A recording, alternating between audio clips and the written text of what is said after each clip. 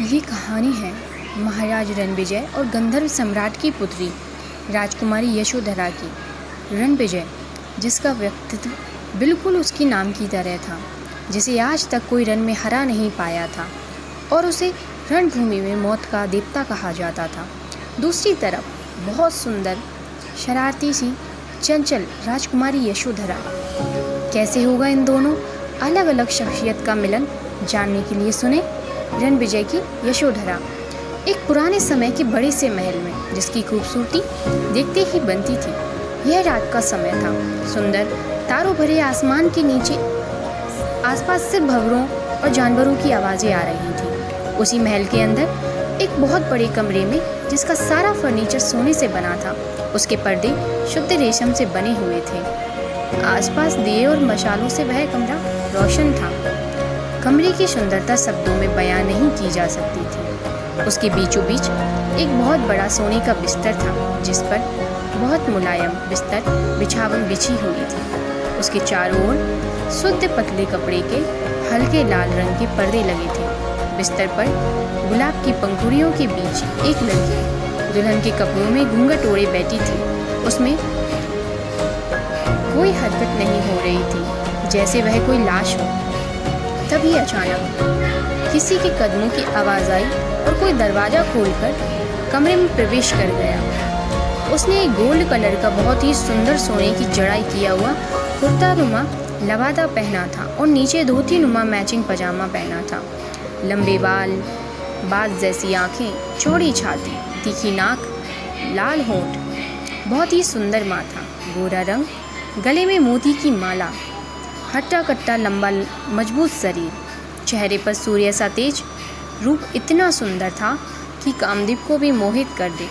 यह थे राजकुमार रणविजय, जो अपने हाथ पीछे बांधे खड़े थे। उन्हें देखकर बड़े से बड़ा सूरमा भी रण छोड़कर भाग जाता था।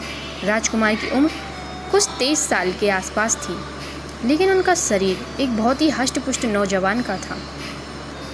उनके साथ ऐसा कुछ हुआ कि अब भी कोई युद्ध नहीं लड़ सकते थे। राजकुमार की उपस्थिति ही ऐसी थी कि कोई उनकी आंखों में देखने की भी हिम्मत नहीं कर सकता था। उनके आसपास का आभा मंडल बहुत भयानक था।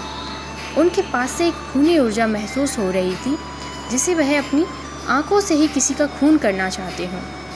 राजकुमार ने अपनी काली गहरी नज़रों को उठाकर सामने बैठी लड़की को देखा, जिसने बहुत ही सुंदर लाल रंग का शादी का जोड़ा पहन रखा था, पूरी तरह से शादी के कपड़ों में, और बहुत ही सुंदर गहनों से वह लड़की सजी हुई थी। राजकुमार रणविजय ने उसे ऊपर से नीचे तक स्कैन किया। काले घने बालों की लंबी चोटी, जिसमें सोने की एक्सेसरीज लगी हुई थी। उसका चेहरा घूंघट में छुपा था, लेकिन उसके हाथ किसी कोयले की तरह काले थे। दुबला पतला शरीर, पर उसके हाथों से ही उसके रूप का अंदाज़ा लगाया जा सकता था। राजकुमार ने अपनी गहरी आवाज़ में कहा, हमारे मना करने के बाद भी आपने हमसे विवाह कर ही लिया।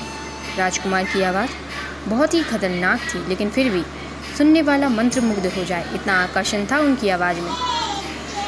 लड़की बिल्कुल चुप बैठी थी, उसमें कोई हलचल नहीं हो रही थी। उसे ऐसे देखकर राजकुमार ने फिर कहा, आपने हमारे बारे में सुना ही होगा।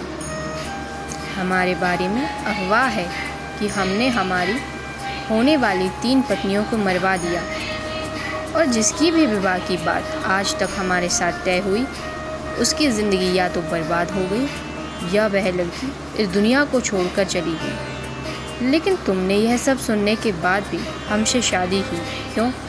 हमारे चाचा के कहने पर। लड़की अब भी चुप थी। यह देखकर कमरे का माहौल बहुत भयानक हो गया। राजकुमार उसकी तरफ अपने लंबे कदमों के साथ बढ़ने वाला था कि तभी उस लड़की में हलचल हुई। लड़की ने एक अंगड़ाई लेते हुए एक जमाई ली। जैसे ही उसने अपनी आंखें खोली, वह हैरान हो गई। उसका ध्यान अभी सामने खड़े राजकुमार पर नहीं था। लड़की अपना चेहरा इधर उधर घुमाने लगी और बार बार अपनी आंखें मलने लगी। कुछ समय बाद जब कुछ भी नहीं बदला, तो वह खुद से तेज़ आवाज़ में बोली, यशोधरा, हमें लगता है आपकी शरारतों की वजह से ना अब आप सपनों की दुनिया में खोने लगी हैं। लड़की ने अपना घूंघट हटाया और उठकर इधर उधर देखने लगी। उसने ज़ोर से खुद को चुटकी काटी और दर्द से उसकी एक चीख निकली। कहा। फिर वह खुद से ही बोली, लगता है मैं अभी भी राजनंदी के शरीर में ही हूँ, आज तो हम मरते मरते बचे। बोलकर वह और आगे बढ़ी थी कि किसी ने उसे कसकर पकड़ लिया और दीवार से सटा दिया। लड़की को समझ ही नहीं पाई वह राजकुमार को धक्का देने वाली थी, तभी उसकी नज़र राजकुमार के चेहरे पर चली गई और उसकी आंखों में एक चमक आ गई। किसी को नहीं पता था कि सुंदर लड़के गंधर्व राजकुमार की कमज़ोरी थे, लेकिन किसी गलत तरह से नहीं, वह सिर्फ सुंदर लड़के देखने की शौकीन थी। लड़की उसे बस एकटक देखती रही। उसकी इस तरह की नज़रों को खुद पर महसूस कर राजकुमार की आंखें सिकुड़ गईं और उनमें एक खूनी इरादा उभर आया, जिसे देखकर बड़े से बड़ा धुरंधर डर जाए। वह हैरान था कि सामने खड़ी लड़की डरना तो दूर अपनी आंखें तक उससे नहीं हटा रही थी। राजकुमार ने एकदम शांत भावहीन चेहरे के साथ बहुत ही सामान्य टोन में कहा, आप जानती भी हो आज आपके साथ क्या होने वाला है। राजकुमार के भाव और आवाज़ भले ही शांत हो, लेकिन उसमें छुपी धमकी को कोई भी समझदार इंसान नज़रअंदाज करने की हिम्मत नहीं कर सकता था। लड़की, जिसका असल नाम भी यशोधरा था, उसके चेहरे को अपनी हिरनी जैसी आंखों से देखते हुए बड़े रोमांटिक अंदाज में बोली, कुछ भी हो, बस आप जैसा सुंदर राजकुमार हमारे सामने हो तो हम तो मौत से भी ना डरें। राजकुमार ने गहराई से लड़की की आंखों में झांका, जिसमें बस एक साफ पानी जैसी पवित्रता थी, ना कोई छल ना कपट, बिल्कुल बच्चों जैसी मासूमियत। फिर उसने नज़र उठा के यशोधरा के चेहरे पर डाली, जिसके चेहरे पर गहरे काले गड्ढे थे, इनमें खून जमा हुआ था। भयानक चेहरा, जिसे खूबसूरत तो बिल्कुल नहीं कहा जा सकता था, अगर कोई बच्चा देख ले तो डर जाए। फ्लैशबैक। गंधर्व लोक में एक बड़े से स्वर्ग जैसे महल में 16-17 साल की लड़की राजकुमारी, दूध सा गोरा रंग, गुलाब की पंखुड़ियों सी मुलायम होंठ, काली घनी पलकें, हिरनी सी बड़ी बड़ी आँखें, इतनी सुंदर कि जिसके सामने स्वर्ग की अप्सराओं की सुंदरता भी फीकी पड़ जाए, और बहुत सारी शक्तियों की मालकिन। वह अपनी कोयल जैसी मन को मीठी लगने वाली आवाज़ में खिलखिलाकर हंसते हुए भागे जा रही थी, और उसके पीछे उसकी सहेलियाँ उसे पकड़ने के लिए भाग रही थीं। राजकुमारी पलटकर उल्टे कदमों से चलती हुई बोली, हम नहीं आने वाले किसी की पकड़ में। सारी लड़कियाँ ने एक साथ कहा, यशोधरा, हम सब आज तो आपको पकड़ कर रहेंगी, देख लेना। कुछ समय बाद सब हंसते खिलखिलाते अपने पिता के पास पहुंच गईं और यशोधरा उनकी गोद में बैठकर बोली, पिताजी, आज हमने खूब शरारत की, और आप बताइए कितनी शिकायतें आई हैं आपके पास हमारी। गंधर्व राय ने सिर उठाकर सामने देखा तो यशोधरा ने भी उनकी नज़रों का पीछा किया और देखकर हैरान रह गई। वहाँ लगभग हज़ारों गंधर्व राजा उसकी शिकायत करने आए थे। इस पर यशोधरा अपने पिता की गोद में उठकर अपनी कमर पर दोनों हाथ रखकर खड़े होते हुए बोली, आप सभी गंधर्वों को शर्म नहीं आती? आप सब रोज़ एक मासूम राजकुमारी की शिकायत करने आ जाते हैं, बिना ये सोचे कि उसके पिता कितने व्यस्त होते हैं राज के कामों में, और आप भी उन्हें इसमें परेशान कर देते हैं। सब राजकुमारी की बात सुनकर हैरान थे। आखिर हो भी क्यों ना, राजकुमारी हमेशा उन्हें अपनी मासूमियत भरी मीठी बातों से फंसाकर वापस भेज देती थी, और आज भी ऐसा ही हुआ। पर सब अपनी राजकुमारी से बहुत प्यार करते थे, कोई भी उसकी किसी शरारत का बुरा नहीं मानता था।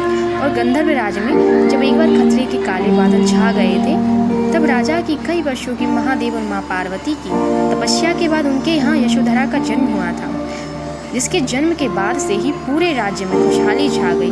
हर तरफ से खुशियाँ ही खुशियाँ रहती थी, कोई भी कभी राजकुमारी के खिलाफ एक शब्द भी नहीं सुनता था। महादेव के आशीर्वाद से राजकुमारी के पास अन्य गंधर्वों से ज़्यादा शक्तियाँ थीं। ऊपर से उसका रूप इतना मनमोहक और मासूमियत से भरा था कि किसी का भी दिल पिघलाने के लिए उसकी एक मुस्कान ही काफ़ी थी। राजा हंसते हुए अपनी बेटी को अपने सीने से लगाते हुए बोले, बहुत शैतान होती जा रही हैं आप। इस पर राजकुमारी खिलखिलाकर हंसने लगी।